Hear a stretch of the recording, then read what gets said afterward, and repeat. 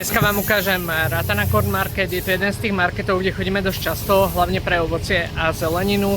To z toho dôvodu, že napríklad ako kúpite kokos niekde na pláži za 70 a 100 bátov, tak tu toho nájdete napríklad za 20 bátov. Čiže pokiaľ si chcete domov kúpiť čo jeden 5-10 kokosov a tak ďalej, tak je to rozhodne zaujímavejšia voľba. Pokiaľ pôjdete na západ Trepassey Road, ako je Jomtien Bus Station, tak nájdete túto budovu. Takisto ako som hovoril, Ratana Corn Market, to nájdete na mape.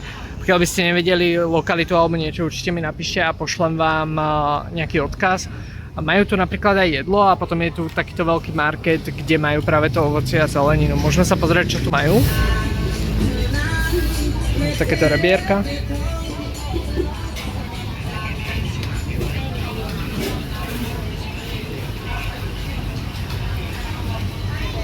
Lokálne jedlo. Pozrám, sa ide za mnou. Chcel som, aby išla vedľa mňa alebo predo mnou, lebo je to viac taká ako lokálna časť, takže to vyzerá zvláštne, keď je tu turista s kamerou. Ale momentálne riešime nejaký problém v ubytovaní, kde nám odstrihli vodu, takže riešime s majiteľkou a s agentúrou, čo nás sprostredkovala to bývanie, že vlastne nech doplatia tú elektrinu a vodu, čo tam je. Máme odstrihnutú zatiaľ iba vodu, elektrinu. Našťastie nie, som zvedavý, lebo nám neodpovedá a majú asi 2 hodiny na to, kým zatvoria tú kanceláriu v tej budove. Takže pri najhoršom to asi zaplatíme sami. To je jedna z takých obľúbených slovenských pochutiek a jedná sa o smažený banán. A potom tu máte všade tajské jedlo. Čo vám ale ukážem, už môžete toto vidieť, napríklad toto sa predáva kokos za 23-25 bátov. Poďme sa teda na to spoločne pozrieť. Tuto je vchod, práve som si tuto kúpil vodu, stále má 10 bátov. Majú tu taktiež aj oblečenie, durian, mangostín. Sme si hovorili v niektorých videoblogoch už, tak durian a mangostín je celku taká dobrá kombinácia. Potom tu majú veľmi veľa banánov. Za rôzne ceny záleží, ako moc je dozretý alebo nie. Toto si väčšinou kupujeme ananás u tohto pána. Môžete vidieť 20-35 bátov, čiže cena za durian sa pohybuje takto po sezóne alebo v rámci sezóny od tých zhruba 90 a 120 bátov za kilogram. 35 bátov napríklad za kilo dragon fruitu, mango. Tam to takto natočím a potom pôjdeme nakupovať. Len som chcel, aby ste vedeli, za aké ceny tu zhruba nakupujú lokálni, lebo ovocie a zelenina, keď idete do obchodného centra alebo keď ste niekde na pláži, tak je to oveľa drahšie. Hej, tu môžeme vidieť. Menší kokos stojí 15 bátov, viete sa dostať až na 24, ale nebudete platiť 70, čiže keď chcete takto si na domov niečo malo zobrať, tak je to veľmi príjemné.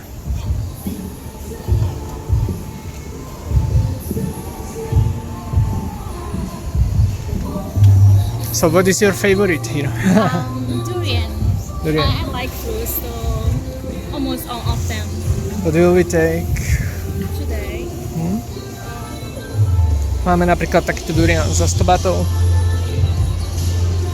Cena je za kilo. Ale môžete si kúpiť takto aj keby už odbalený durian. Samozrejme tá cena je vyššia, lebo tam nie je potom tá suma za ten obal ako keby. Snake fruit za 50 batov. Musíme dávať pozor, lebo tu chodia často na skutri. Určite nakúpime nejaké banány, lebo budeme piesť banana bread. Určite mango. Strašne veľa mango v poslednej dobe je. Takisto si môžete aj kokosovú vodu, čo by som vám ale neodporúčal, lebo neviete, že či to nie je mixované s nejakou inou vodou. Čo je dobré, keď to vidíte. A potom tu majú aj takéto veci, volá sa to, že naked coconut. Aj to v podstate z kokosu tá dreň, ako keby, respektíve to, neviem ako to povedať, to vnútro toho kokosu aj s tou vodou, hej, čiže je to odstranený akurát ten vonkajší obal.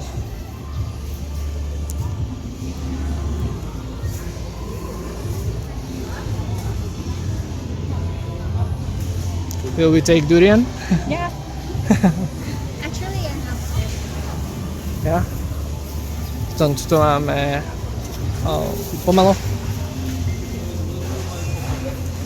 Hej, toto môžete vidieť zase, že je 100 a vlastne majú tu viacero druhov tých durianov. Can you hold this? Thank you. S tým, že akože naša taká stratégia je vždycky prejsť si celý ten market, pozrieť si ceny tých vecí, čo chceme a samozrejme aj veľkosti, lebo tuto vidíte napríklad tento smoke kokonát, ktorý je tu, tak jeden kus stojí 25 bátov a keď ich kúpite viacej, tak môžete sa dostať napríklad aj na 20 bátov.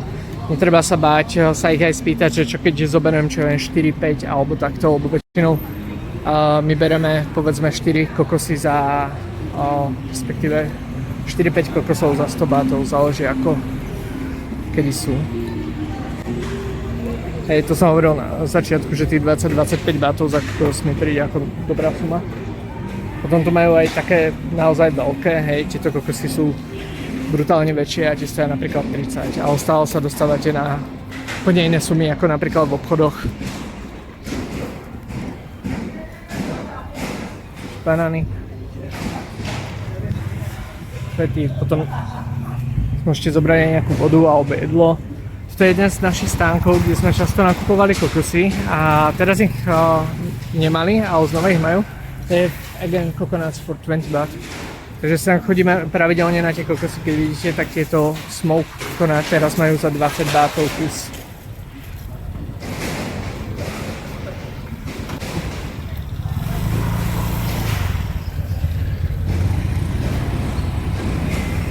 Today we can go also to that last part and check what they have. And you wanted also watermelon, right? Yeah, we will take on the way back, but today we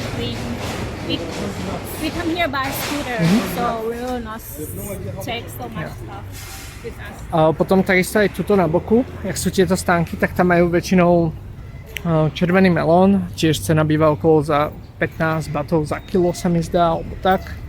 A v tejto časti, čo je taká viac vzadu, taká opustenejšia, tak tu je zase ovocie a zelenina. Hej, tam vpredu je, teda ovocie a zelenina. Tu je zelenina a vpredu je ovocie. Hej, tu sú nejaké bylinky. Záleží, kedy prídete, dosť ľudí tu majú takto sklady a sú pozatváraní, takže nie úplne vždycky je to všetko pootvárané. Ale napríklad tuto nakupujeme zemiaky, hej, tu máte 30 bátov za kilo.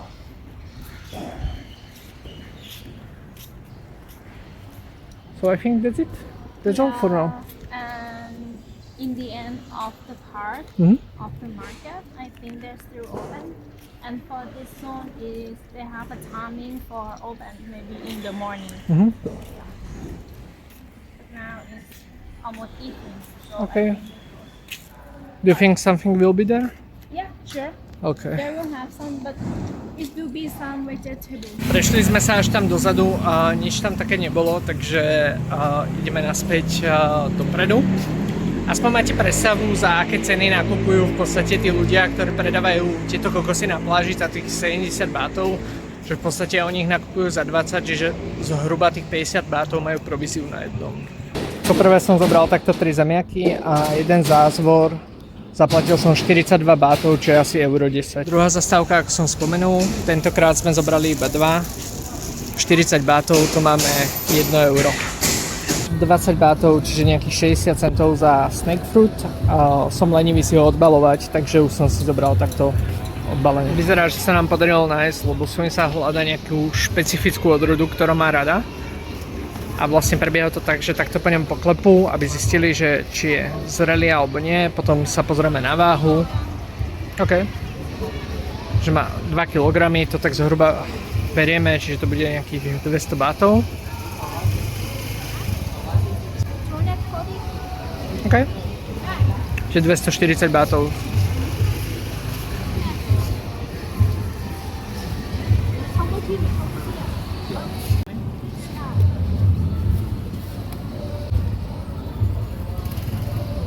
Teraz sa pozrieme, že či je čerstvý a že či je v poriadku. Si sa vyskúša jeden ten pot.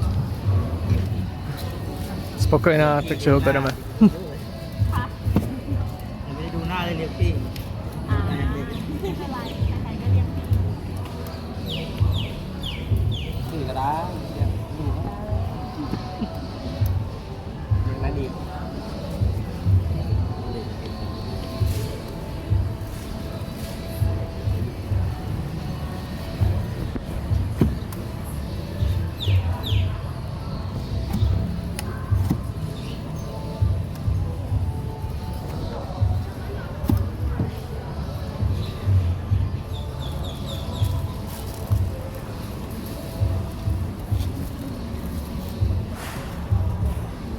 Jakmile vyberú jeden pod, tak vždycky ho dávajú takto potom do takej tácky, čo nám zabalia následne. Deluje sa to papiermi, aby človek, keď to je, tak aby si to vybral v tom papieri a celý sa od toho nezamazal. ได้ค่ะขอบคุณเลยอันนั้นก็ I will try ถ้าไม่หวานเปลี่ยนเลยใช่ ไม่ ปะ หวานเป็นเลยไม่หวานไม่ต้อง Just เปลี่ยน if it's not sweet he can change now It's okay? Oh, big one. I will try later. Thank you.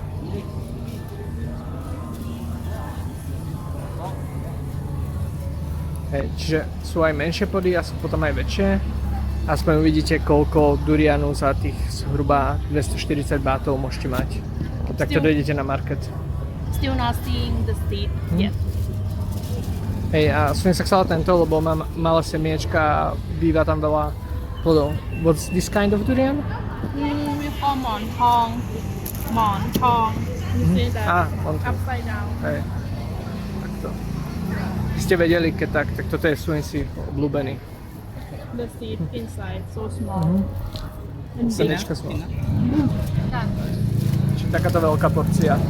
2,5 kg mal v surovom stave a teraz je around 1 kilogram 0.1 but it 1,1 kg, ale som sa niečo zjedla, čiže 1,2 kg. V podstate, keď sa pozriete na moju ruku, tak to naozaj veľké.